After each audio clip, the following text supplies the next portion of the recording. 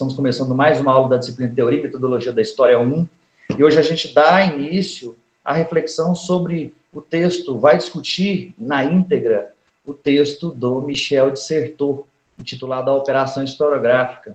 O texto do Certeau está disponível nesse livro, A Escrita da História. Eu deixei esse livro disponível para vocês em PDF no grupo. E a reflexão que a gente vai continuar fazendo aqui hoje é basicamente a reflexão que já foi feita com base em Jon Huijsen e com base em Johann Gustav Droysen. O texto do Droysen, lá, Manual de Teoria da História, e o texto do Jon Huijsen, Tarefa e Função de uma Teoria da História. Bom, a reflexão que o Certeau se pretende a fazer é basicamente o mesmo desenrolar daquilo que tanto Droysen quanto Huijsen fizeram, e a gente discutiu sobre isso. O Certeau, para iniciar essa reflexão, a gente tem que entender um pouco quem que é o Michel de Certeau. Quem é esse historiador, como ele se formou, qual é a formação dele, e de onde, qual é o lugar social dele. Já estou anunciando aqui uma reflexão que o próprio Certeau faz. Ou seja, qual é o lugar social de Michel de Certeau? Quem é Michel de Certeau? Michel de Certeau foi um historiador e jesuíta francês que viveu entre 1925 e 1986. Ele fez parte da terceira geração da Escola dos Annales e foi professor de algumas universidades na França, dentre elas as fundamentais, a Universidade de Genebra e a Universidade de Paris. O Certeau se transformou, estudou teologia, foi um padre jesuíta, se formou no seminário na década de 50, fez seu doutorado em teologia, fez filosofia, se formou como historiador, portanto, é um historiador de mão cheia, eruditíssimo, e traz para o seu debate a reflexão sobre cultura e teoria da história. São os principais campos de pesquisa do Certeau. O Certeau foi pesquisador de um grupo de pesquisa na França, na terceira fase, na terceira geração da Escola dos Annales, e fez uma reflexão extremamente significativa no campo da história cultural, tentando entender o cotidiano das pessoas. Essa reflexão deu origem a um livro, com 2 volumes, interessantíssimo, muito bom, chamado A Invenção do Cotidiano. É um livro que está traduzido para o português. Uma outra obra importante do Certeau, que eu gostaria de mencionar, é um livro chamado A Cultura no Plural. Outro livro interessantíssimo que toca na questão da multifacetada capacidade dos estudos históricos, sobretudo dos culturais, em entender aspectos culturais da sociedade. E um livro importantíssimo sobre teoria e metodologia da história, especificamente o modo pelo qual os historiadores trabalham e fazem história, é esse livro que a gente está discutindo hoje, um capítulo dele, A Escrita da História. Portanto, para quem tinha noção, para nós termos noção de quem foi Michel de Certeau, é um historiador de mão cheia, é um historiador que eu particularmente gosto muito, é um historiador que está escrevendo na década de 70, tentando dar algumas respostas a um processo histórico de crise epistemológica do conhecimento histórico. O que seria essa crise epistemológica? Os historiadores começam a debater a validade científica ou não do conhecimento histórico. Os historiadores começam a debater de que modo a história é construída. Os historiadores começam a ser colocados contra a parede por críticas ao modo pelo qual a história era construída. E o Certeau é um daqueles que vai tentar dar uma resposta a esses questionamentos. O Certeau é um historiador fundamental, portanto, que escreve os seus textos mais importantes na década de 60 e 70, que traz para o centro do debate o conhecimento histórico, a produção do conhecimento histórico. Portanto, é nesse sentido que a gente faz a leitura da obra do Certeau. Eu sugeri esse texto porque é um texto que, de algum modo, é um texto que me marca muito, pessoalmente, enquanto profissional, enquanto historiador. Nós iniciamos a reflexão sobre o texto do Certeau quando ele discute uma coisa interessante que temos que ter noção e temos que chamar para o centro do debate, que é quando ele inicia o texto, sem muito segredo, e ele questiona para a gente o que fabrica o historiador quando faz história, para quem o historiador trabalha, o que ele produz, ou seja, o que é essa profissão, o que o historiador faz efetivamente, para quem ele produz essas obras, para quem ele está trabalhando, aonde ele está vinculado, a pesquisa dele tem algum sentido. Essas questões todas o Sertor traz para a reflexão. E quando ele intitula esse capítulo de A Operação Historiográfica, ele está dizendo o seguinte: olha, eu vou refletir sobre a produção do conhecimento histórico. E eu chamo a produção do conhecimento histórico de operação historiográfica. E o conhecimento histórico é produzido à luz da ideia de que ele está chamando de operação, com 3 aspectos fundamentais. Ou seja, ele divide o conhecimento histórico numa tríplice articulação. Ele vai dizer que o conhecimento histórico está vinculado a um lugar social, vinculado a uma prática científica e vinculado a uma escrita. Ou seja, o conhecimento histórico tem 3 aspectos fundamentais, 3 processos fundamentais. O lugar social no qual ele está inserido, a prática de pesquisa na qual ele é construído e a narrativa histórica, a escrita da história por meio da qual ele se materializa enquanto produto historiográfico. Ou seja, nós temos uma produção do conhecimento histórico baseada nesses três aspectos. E o Sertor vai esmiuçar cada aspecto desses 3. E ele vai entrar na reflexão sobre o lugar social, dizendo que toda pesquisa historiográfica se articula com um lugar social. Ou seja, nada mais claro e específico do que isso. Né? Toda pesquisa historiográfica se articula com um lugar social. O lugar social é onde o historiador está inserido. Só que esse lugar social que o historiador está inserido tem várias características. E o Sertor, como muito erudito que é, vai esmiuçar essas características que muitas das vezes passam despercebidas por nós historiadores. Muitas das vezes passam sem nem pensarmos nisso. A primeira coisa que ele vai dizer é, olha, no lugar social tem o não dito. E o que seria o não dito por parte do historiador? O não dito por parte do historiador seria as filosofias individuais de cada historiador. O modo pelo qual ele enxerga a história. Eu costumo dizer que o que ele chama de não dito é a concepção de história do historiador. Querem um exemplo básico? É porque se eu digo que o não dito no trabalho histórico não é dito especificamente, mas pela narrativa e pelo modelo de história a gente compreende. É isso que o Sertor quer dizer. Ou seja, as filosofias individuais de cada pesquisador, que na verdade não são individuais, mas são uma concepção de história que ele compartilha com outros historiadores, é aquilo que ele não diz no texto. É o não dito.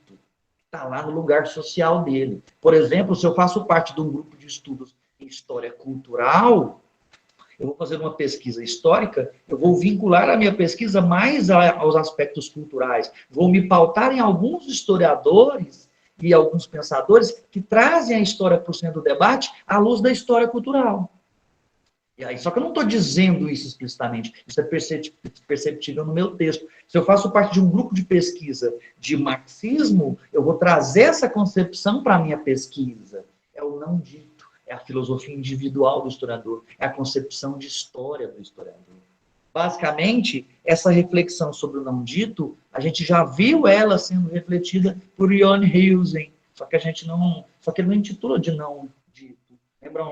Lembrem lá, quando ele traz para o centro da reflexão, o modo pelo qual os historiadores produzem o conhecimento histórico, e vai trazer lá que os historiadores produzem conhecimento histórico à luz da matriz disciplinar.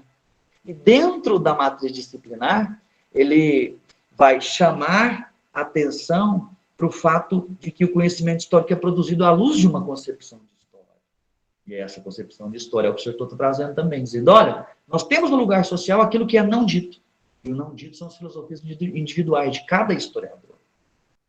Enfim, o não dito é importante, mas não é só o não dito que é presente no lugar social. E o não dito se articula com outra coisa.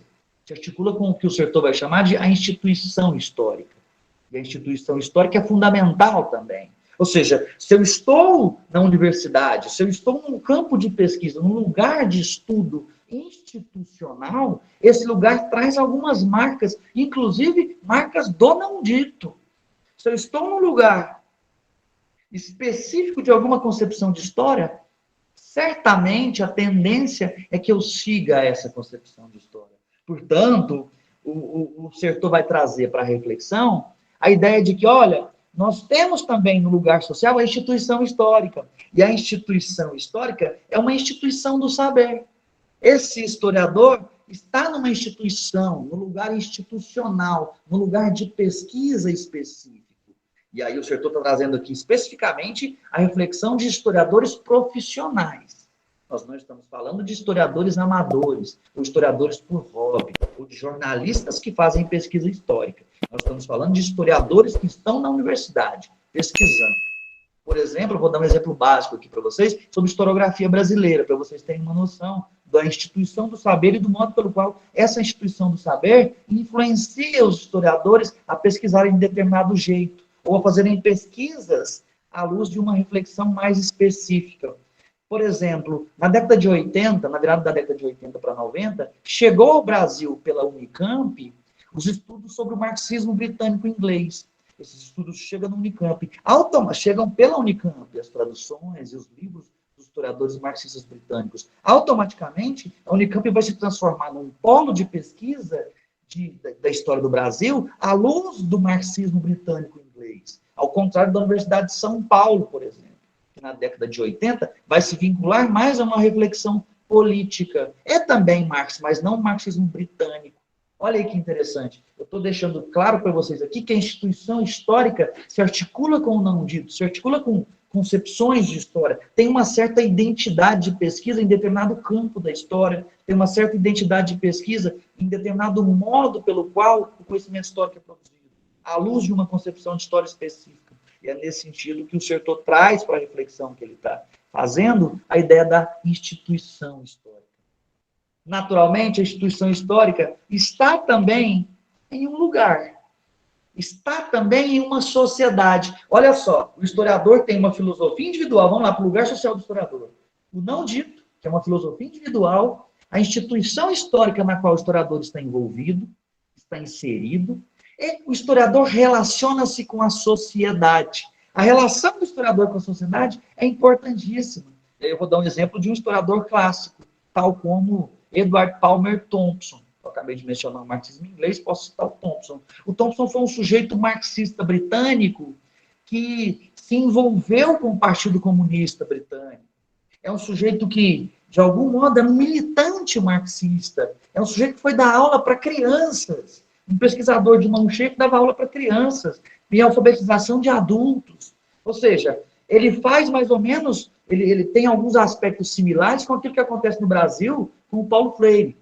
O Paulo Freire era um educador, né? O Thompson era um historiador. Mas essa militância o leva a relacionar-se com a sociedade de um modo diferente. A relação do historiador com a sociedade, portanto, é muito importante. Ela se articula com a instituição do saber na qual o historiador está inserido e se articula com o não dito, com a concepção de história dele.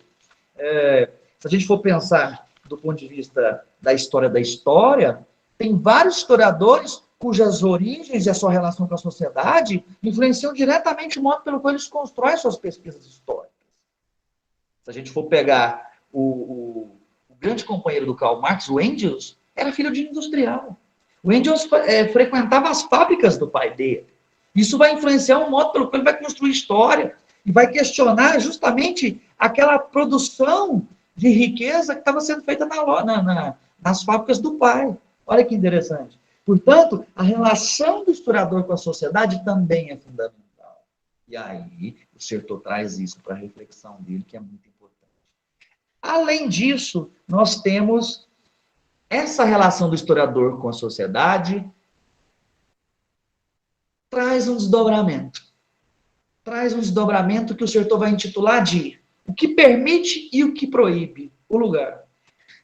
Basicamente, meus caros, ele está chamando a atenção para o fato de que o lugar social dos historiadores permite algumas pesquisas e proíbe outras. Querem uma coisa básica, elementar, meus caros Watsons? Uma coisa básica é a ideia de que não dá para estudar a fundo história antiga daqui onde nós estamos. Nós não temos um cabedal de fontes bastante conciso. Não dá para estudar determinados aspectos dessa história antiga de onde nós estamos. Não dá para fazer pesquisa sobre determinados assuntos de onde nós estamos. E é nesse sentido que o lugar social proíbe determinadas pesquisas. Não só nesse sentido. Na Alemanha nazista, por exemplo, não se podia construir e tentar entender a história alemã de um jeito que valorizava os judeus. Há uma censura, de fato. É isso que eu quero chamar a atenção. Uma censura. E essa censura é importantíssima naquilo que o lugar social proíbe. Na ditadura militar, vários historiadores foram presos e se transformaram em sujeitos mal vistos na sociedade brasileira por parte do poder instituído. No processo da Revolução Russa, isso ocorreu também. Então, nós temos essa proibição do lugar. E o lugar social permite. Se ele proíbe por um lado, por outro, ele permite. Ou seja, você pode fazer pesquisas que são autorizadas nesse lugar social, ou que são privilegiadas nesse lugar social. Você pode fazer pesquisas que são produtivas naquele lugar social. Portanto, essa reflexão do Sertor é muito interessante. Quando ele traz a questão de que o lugar social influencia diretamente as pesquisas históricas, porque ele permite e ele proíbe. A pesquisa histórica que tem validade é aquela que passa pelo crivo dos historiadores mais experientes, ou seja, dos pares daquele pesquisador. Portanto, se o lugar social, se o historiador quer fazer uma pesquisa de um jeito, aquele lugar social não permite, automaticamente, uma das permissões vai ser acadêmica, a outra permissão vai ser social. Então, o Sertor está trazendo essa reflexão para a gente, que é extremamente significativa e importante, para a gente entender um pouco as articulações da pesquisa histórica. O senso comum não tem a mínima noção do que é a produção do conhecimento histórico, de como o conhecimento histórico é produzido, do conhecimento histórico se articula, que a história influencia o modo pelo qual as pessoas vivem no presente. As pessoas não têm muito, o senso comum não tem muito essa noção específica. E é importante que o Sertor desvende essa noção para aqueles que pretendem ser profissionais da área. E ele está discutindo especificamente a história enquanto uma prática científica, um conhecimento específico científico. E é por isso que ele entra na reflexão sobre práticas. Ou seja, o trabalho histórico, de acordo com ele, é uma prática científica. Ele vai dizer o seguinte, na primeira parágrafo, que é muito importante, esse trechinho tem que ler. Ele diz o seguinte: fazer história é uma prática. Sob esse ângulo, podemos passar para uma perspectiva mais pragmática, considerando os caminhos que se abrem sem se perder mais a situação epistemológica, que até aqui foi desvendada pela sociologia da historiografia. E ele vai dizer, olha, o trabalho histórico é uma prática científica. E ele tem alguns aspectos importantes, porque ele é uma prática científica. E ele inicia dizendo, olha, o trabalho na prática científica ocorre, num primeiro momento, a articulação natureza-cultura. A história tinha uma característica sui generis, que era transformar o tempo natural em tempo cronológico, tempo cultural, o tempo da natureza em tempo do homem. E o Sertor traz essa reflexão também. Quando ele vai dizer, olha, articulação natureza-cultura. Ele está chamando para a gente, chamando a atenção da gente, para pensar especificamente o modo pelo qual o historiador, lidando com o seu objeto de pesquisa específico, que é o tempo, ele vai transformar natureza em cultura. Ele vai articular natureza. Porque ele articula, ele pega o tempo natural e transforma em tempo histórico. Ele pega algo que já se transcorreu e traz para o presente. É uma outra característica. É nesse sentido que o Sertor vai dizer que o historiador tem o tempo como material de análise. E esse tempo que ele estuda é um tempo que antes era considerado natural. Agora, quando ele faz a pesquisa, é um tempo histórico. É um tempo cultural. Ele está articulando natureza e cultura nesse sentido. Ele está trazendo para a reflexão dele a ideia de que, na prática científica, ou seja, no momento que você está pesquisando, você está trazendo para a reflexão a articulação natureza e cultura. Nós temos também o item 2. E esse item 2 é importante porque ele traz para a gente uma reflexão que é muito significativa, que é o momento em que o historiador vai lidar com fontes históricas. fontes históricas, nesse item 2, é muito interessante. Por quê? Ele vai dizer, olha, tudo começa, toda pesquisa histórica começa com o gesto de separar aquilo que a gente discute no procedimento heurístico da pesquisa. É aquilo que nós já discutimos com base em Johann Gustav Droysen, com base em Jon Huijsen. É aquilo que nós já discutimos no procedimento em que o historiador está separando, está lidando com a documentação, está organizando as suas fontes de pesquisa. Ele está usando um gesto, o gesto de separar aquilo que interessa para ele ou não, com base nas questões que ele coloca para o debate, com base no modo pelo qual ele pretende construir a sua pesquisa. Nesse procedimento, ele está estabelecendo as suas fontes, ele está redistribuindo o espaço da história, ele está redistribuindo o espaço do campo histórico que ele quer pesquisar. Ele está separando aquilo que interessa para a pesquisa dele. Ele está pegando um tempo, vamos pensar na articulação. Primeiro item, articulação, natureza e cultura. Ele está pegando um tempo natural e está trabalhando esse tempo à luz da ideia de que isso vai ser cultural, vai ser histórico.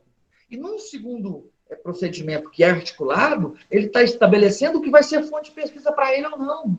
E ele, ao mesmo tempo, está tentando pensar o espaço histórico no qual ele vai discutir esse texto. Ele vai discutir essas fontes. E é nesse sentido que o Certeau traz a ideia de que o trabalho histórico, e esse, na realidade, consiste nesse procedimento de estabelecimento de fontes, é de produzir documentação. É produzir documentação para a própria pesquisa.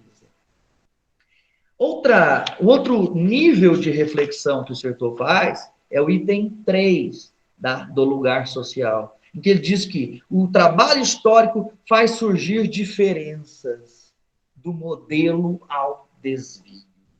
Simplesmente, meus caros, ele está dizendo o seguinte: na prática de pesquisa, o historiador constrói objetos de pesquisa.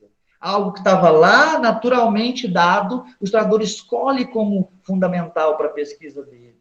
Ele tá pegando modelos básicos e estabelecendo pesquisas sobre determinados temas, sobre determinados assuntos. Quando ele está dizendo que a gente faz surgir modelos do modelo ao desvio, é porque, por exemplo, alguns trabalhos históricos partem das mesmas perspectivas teóricas. Mas as escolhas dos historiadores fazem com que os trabalhos desviem desses modelos, que saiam com trabalhos diferentes. Nós podemos pegar dois historiadores com a mesma concepção de história, escolhendo o mesmo tema de pesquisa, escolhendo o mesmo recorte de tempo. Os trabalhos históricos vão ser diferentes. Você tem um modelo de história, mas o desvio é feito na prática da pesquisa, nas escolhas que são individuais do historiador. E isso o Certeau traz de maneira muito precisa, de maneira muito clara. Se você tem referenciais teóricos específicos, o seu colega de pesquisa está tendo referenciais teóricos iguais, você, a partir das questões que você coloca, você desvia o modelo.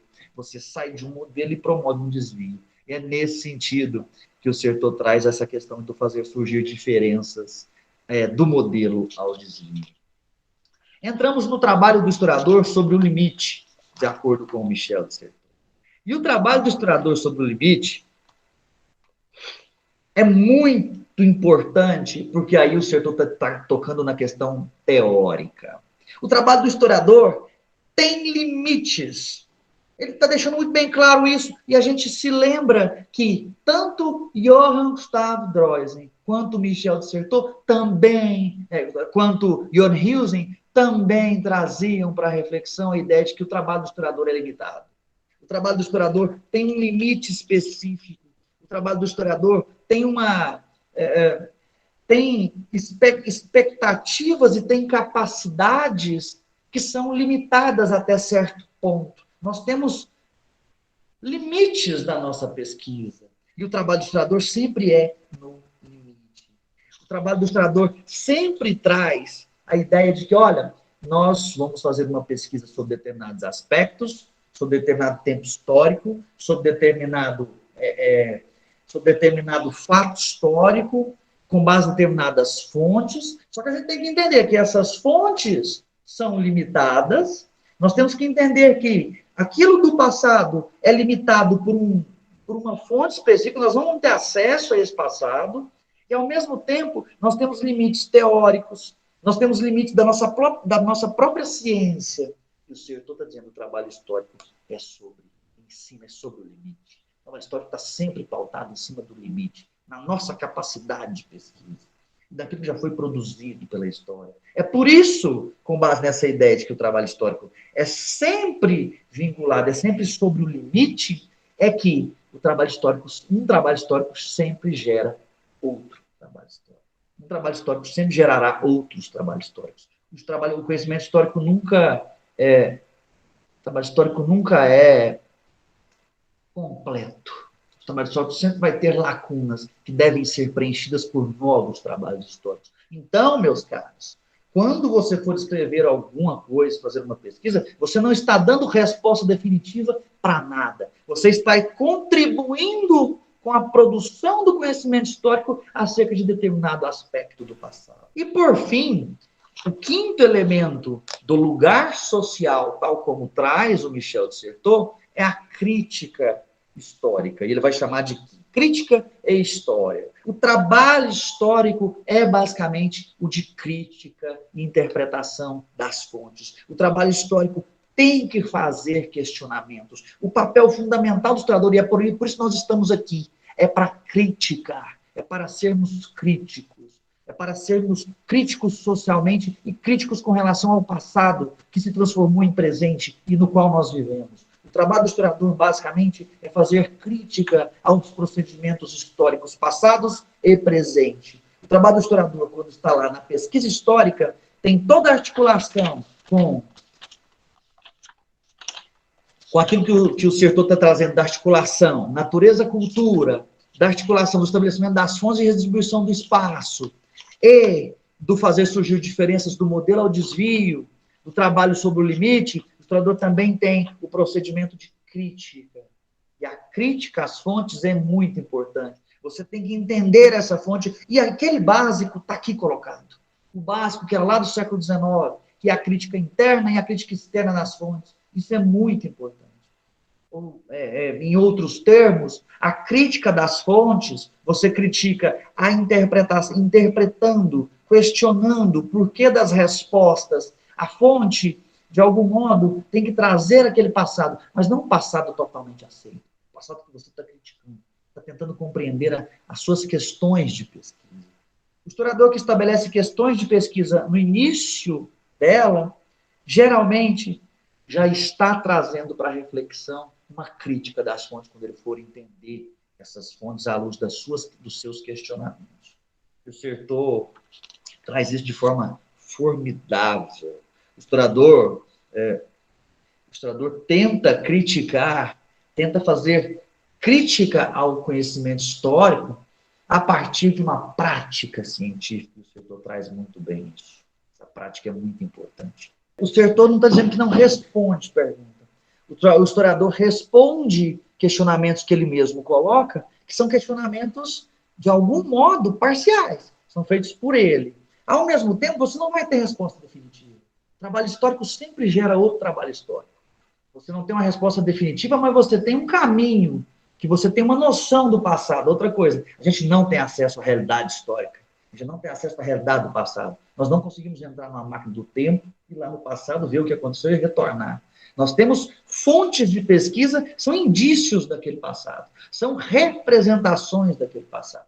E aí nós vamos se pautar para construir esse passado histórico, reconstituir esse passado histórico, à luz dessas representações, à luz daquilo que determinados sujeitos históricos quiseram deixar para a gente como objetos de pesquisa. Às vezes não quiseram, mas eles quiseram documentar alguma coisa naquele período. Nós vamos tratar com essa documentação. Ou seja, se a gente for procurar objetividade no conhecimento histórico, esquece. O conhecimento histórico não é física. Que nem a física, nem a biologia, hoje em dia, pela ciência, já é considerado especificamente com base na construção objetiva. Conhecimento histórico é pautado numa realidade histórica que é uma convenção de pares. O historiador vai lá, faz a pesquisa sobre o passado, aquela documentação está à disposição, só que aquela documentação não é a realidade crua e nua do passado. A história não é uma... O que a gente estuda na escola, lá no ensino fundamental, no ensino médio, depois você entra na universidade, nós temos que ter ciência que a história não é um produto de geração espontânea, é construção de sujeitos históricos, e é construção de pessoas. Aquilo que nós entendemos como passado e como história é uma construção que nós fizemos ao longo do tempo. Nós temos a realidade histórica que é muito mais ampla. Aquilo que se tem documentado de passado histórico não é nem um trilhão de partes daquilo que já ocorreu na história. Então, nós temos um recorte. E o historiador, por si só, já faz um recorte. Quando você vai começar a fazer pesquisa, provavelmente seu orientador já falou para você, olha, você tem que organizar o seu recorte de pesquisa. O que você vai recortar? E aí você tem que organizar suas fontes. Você não vai abranger tudo, você não vai dar resposta definitiva para nada. Você está tentando contribuir com conhecimento histórico acerca de determinado tema. Mas esse conhecimento está pautado a uma nova reflexão. E essa convenção de pares é muito precisa. O Michel Foucault toca nisso, especificamente no livro A Arqueologia do Saber, quando ele traz para o centro da reflexão a ideia de que a ciência em si é muita convenção. Nós temos uma convenção científica. Ah, mas então está errado? Não, não necessariamente. Se você tem pesquisa feita, se você tem um caráter que te aproxima mais da realidade, é aquilo que vai te aproximar. Ou eu prefiro 1000 vezes um trabalho histórico que foi feito, foi pesquisado, e eu entender certo aspecto do passado, do que a opinião de alguém que nunca leu sobre o passado histórico, que nunca pesquisou. Ou seja, você tem ali níveis de conhecimento sobre o passado. A realidade histórica não é acessível. A realidade histórica do passado, nós nunca vamos ter acesso a ela efetivamente. O historiador tem compromisso com a realidade histórica. O historiador vai em busca daquilo mais próximo possível que ele pode chegar.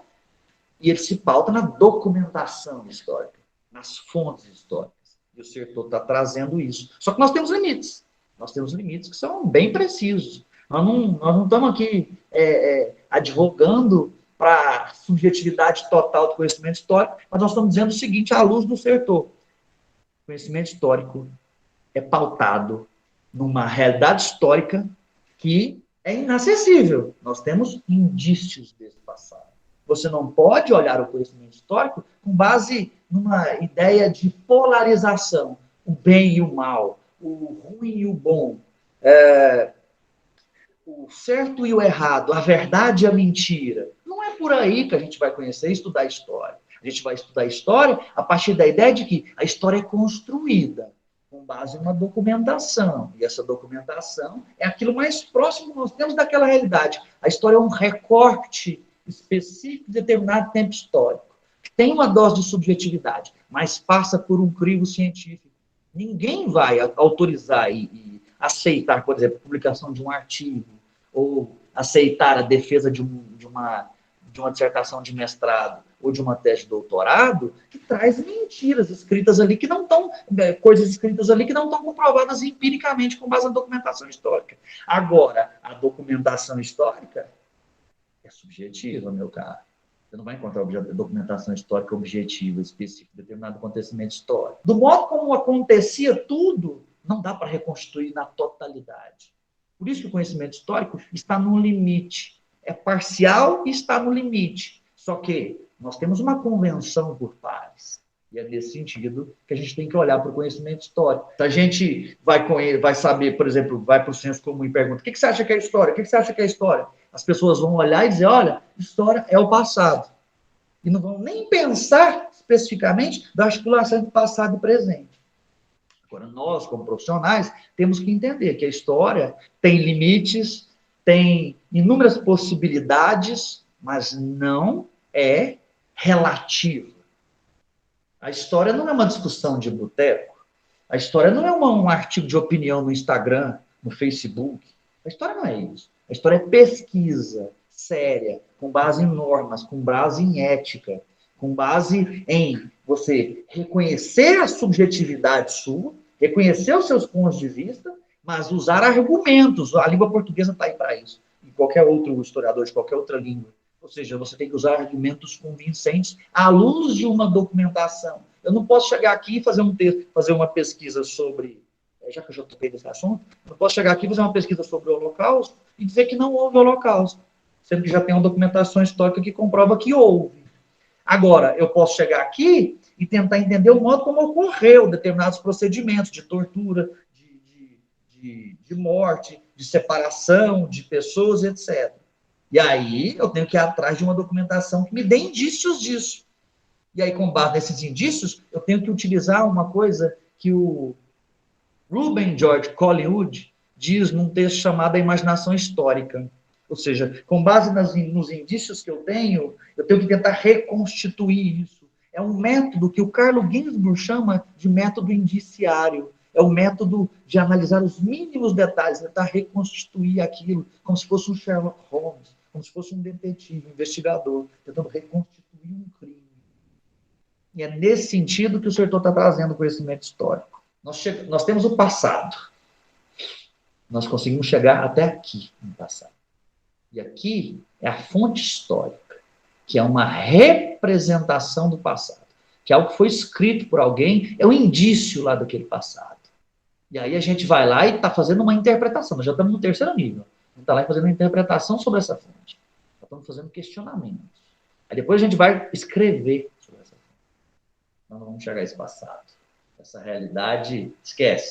Quando nós estamos dizendo, olha, a história tem um grau de subjetividade, nós não vamos ter acesso à realidade em si, mas sim a algo próximo à realidade. A gente tem a realidade da documentação, que é um recorte daquilo que é bem mais amplo, que é a experiência histórica. Querem um exemplo? Vou dar um exemplo básico aqui para vocês agora. Nós vamos ter essa aula aqui gravada.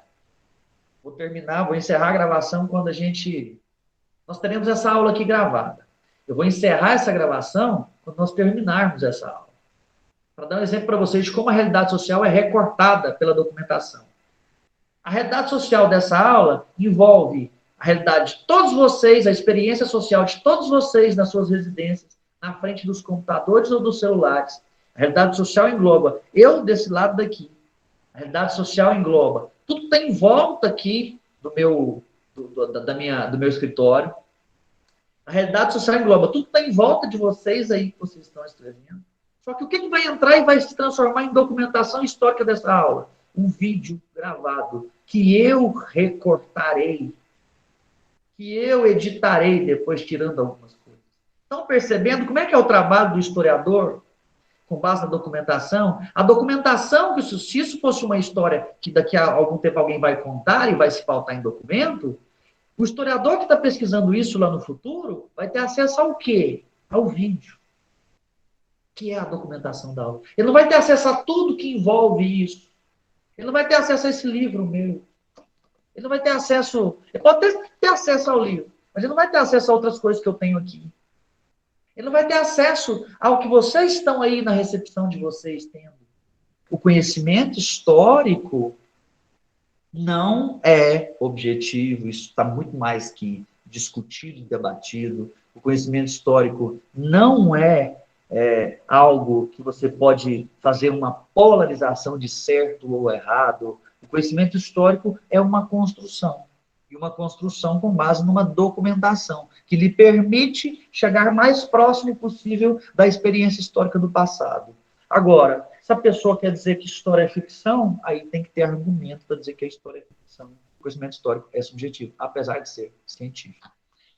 Eu estou dizendo que o conhecimento histórico não é verdade? Não, necessariamente. Eu estou dizendo que o conhecimento histórico não vale nada para o presente? Não necessariamente. Aquilo que vale para o presente não necessariamente é objetivo. Eu acho que é importante debater isso. Ou seja, aquilo que tem sentido na nossa vida prática não necessariamente tem que ser algo objetivo. A representação do passado é uma construção. Só que essa construção é pautada em uma metodologia que é científica, em regras de pesquisa, em documentação histórica que se aproxima lá daquela realidade. Então, por que não entender isso como passado? Aí entramos nessa questão. Bom, entrando na reflexão do Sertor sobre a escrita, e a escrita dá pano para manga para essa reflexão. Por quê? Porque o Michel de Certeau está debatendo a escrita da história como resposta ao Hayden White.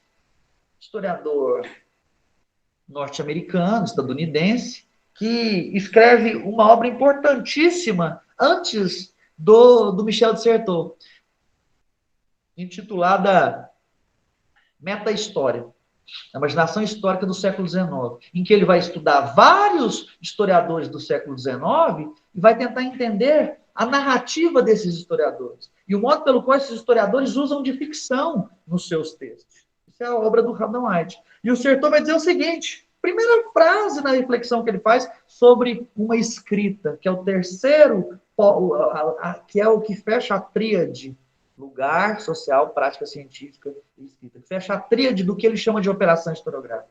E ele começa com uma frase clássica. Ó, a representação, ou seja, mise-en-scène literária, não é histórica, senão quando articulada com um lugar social de operação científica e quando institucionalmente e tecnicamente ligada a uma prática de desvio com relação aos modelos culturais ou teóricos contemporâneos.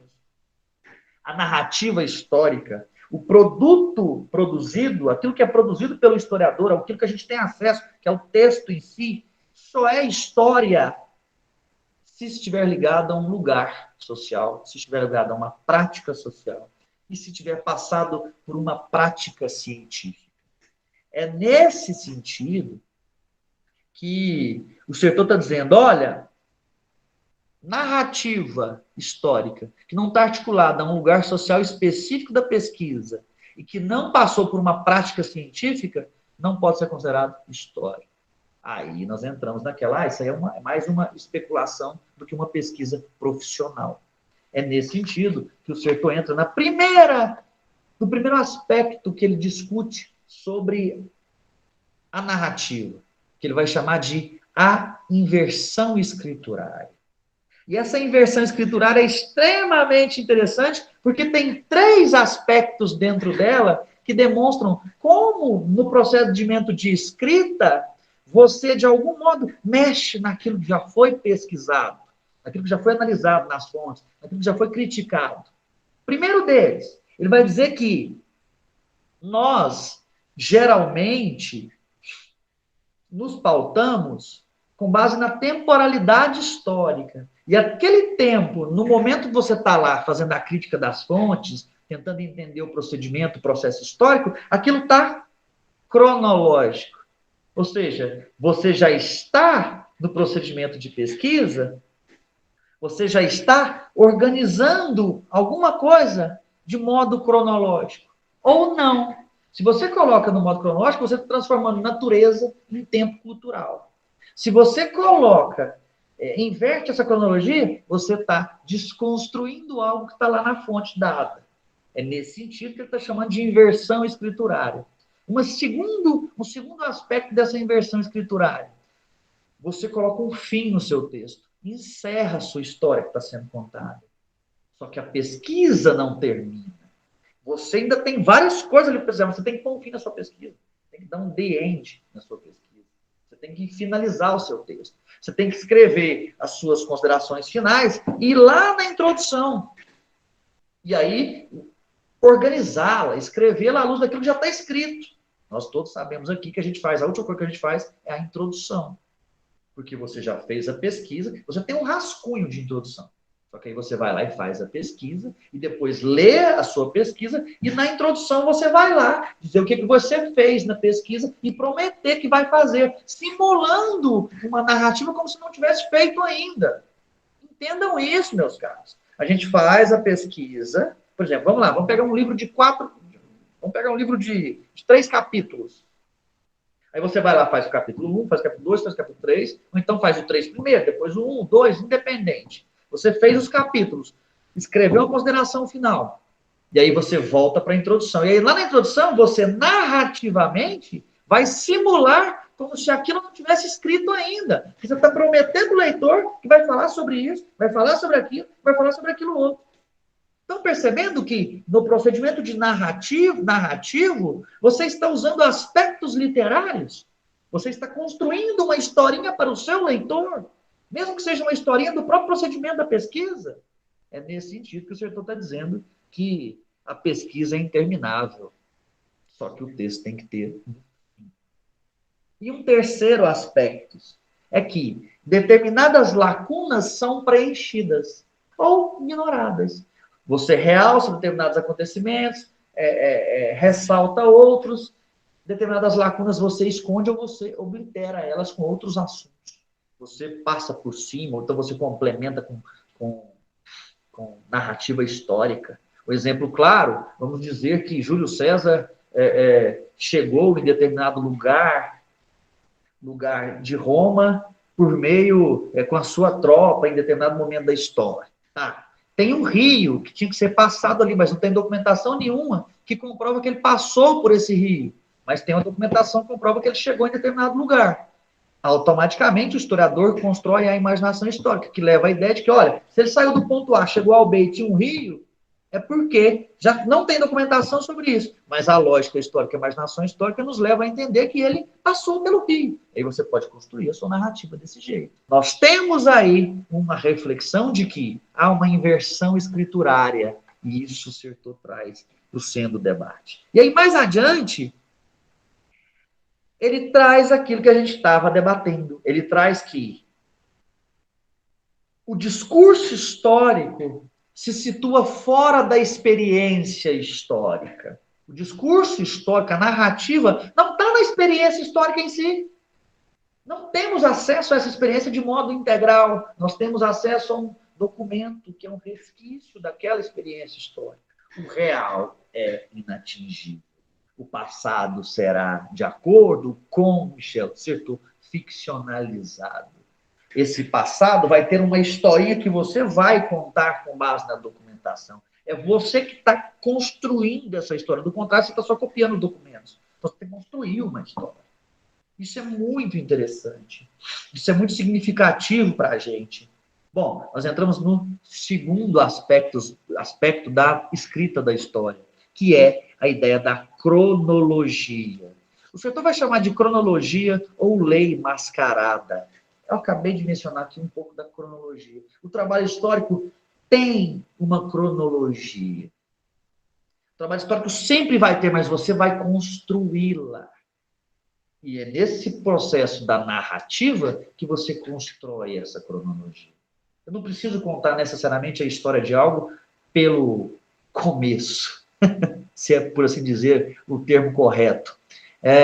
Muitos historiadores se perderam nisso. O Mark Bloch faz uma crítica ferrenha no livro Apologia da História ao chamado mito das origens. Os historiadores ficavam procurando a origem de tudo, ficavam buscando as origens no passado e não ter nada coisa no futuro, ficavam tentando buscar numa relação de causa e efeito.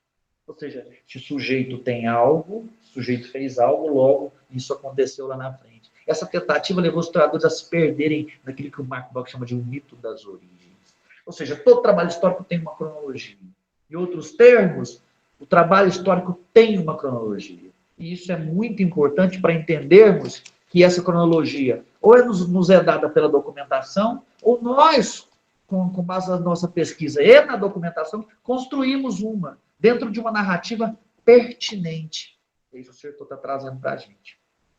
Terceiro aspecto que o Certeau considera que é muito importante na narrativa, na escrita da história, que ele vai chamar de a construção desdobrada. Em outros termos, você tem um conteúdo, por exemplo, você pega na documentação histórica um conteúdo que está contado A, B, C, acontecimentos, A, B, C, D, E, F, só que você pode mexer nesses acontecimentos, desde que os seus argumentos e isso dê lógica.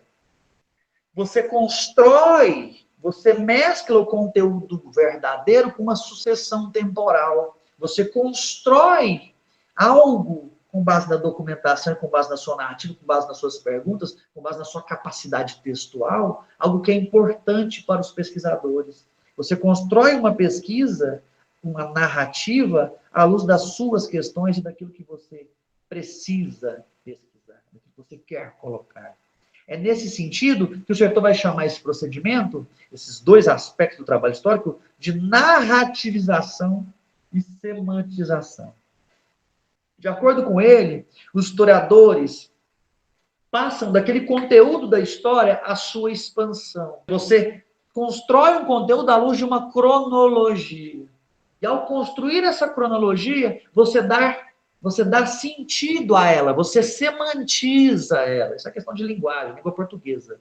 Você constrói uma narrativa histórica com base numa cronologia, e dessa cronologia você passa para uma semantização, dando significado a ela.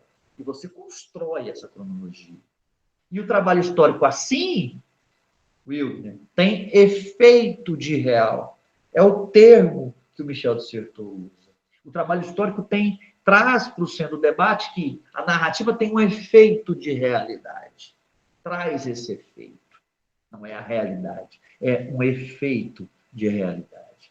E o Certeau vai dizer, olha, e o trabalho histórico, de algum modo, traz esse efeito de real quando está narrando, quando está semantizando, com base nas citações. Você recorre a um conhecimento já produzido, que já passou pelos pares. Você recorre a algo já considerado ciência, já considerado resultado de pesquisa. É por isso que a gente cita, para dar credibilidade para o trabalho da gente, para mostrar que a gente não está inventando nada do nada. Nós estamos pautados numa ciência, nós estamos fazendo ciência, nós temos umas convenções, a citação é uma delas. Quarto aspecto, que é o lugar do morto e o lugar do leitor. Isso é muito significativo. Ele vai dizer o seguinte, olha, o quarto aspecto da escrita da história.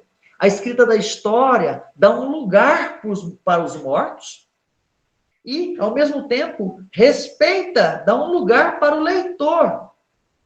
A escrita da história separa, marca o que é passado, com base na narrativa sobre os mortos, e o que é presente, com base naqueles leitores que leem sobre esse passado. Esse passado é fundamental nesse sentido.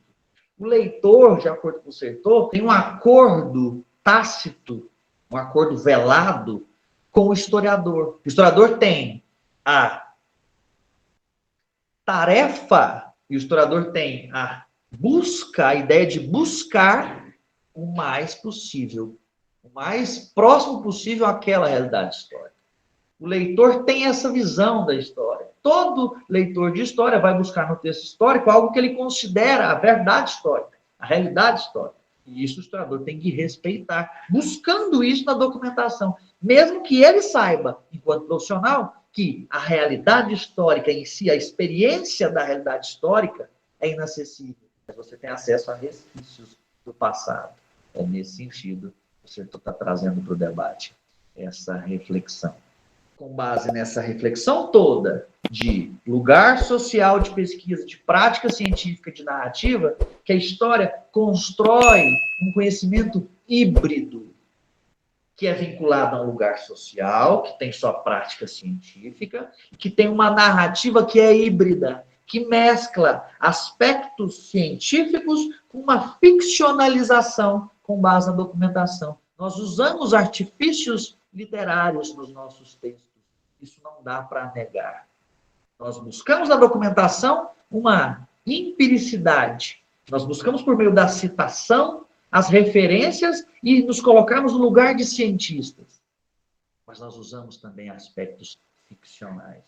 E é nesse sentido que Michel de Certeau traz essa reflexão para o centro do debate. E eu encerro aqui a reflexão sobre o texto do Michel de Certeau. Eu agradeço a presença de todos e me despeço por aqui. Até mais. Até a próxima aula. Um abraço.